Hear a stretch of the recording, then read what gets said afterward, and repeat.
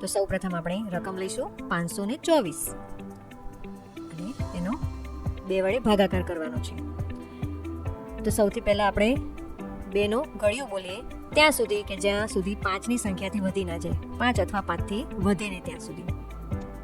2 કા 2, 2 દુ 4 અને 2 નો 3 સાથે ગુણાકાર કરીએ તો 6 થશે, જે 5થી વધી જાય. તેથી આપણે લખીશું 2 દુ 4 અને 5 માંથી 4 ને બાદબાકી થશે એટલે જવાબ મળશે 1.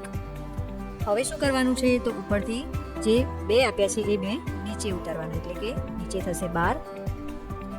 હવે 12 આવે ત્યાં સુધી આપણે 2 નો ગળ્યું બોલીશું. તો આગળ લખીશું 2 6 12 અને 12 માંથી 12 જાય એટલે કે બાદબાકી થશે 0. હવે ઉપરથી 4 નીચે લઈશું અને 2 દુ 4.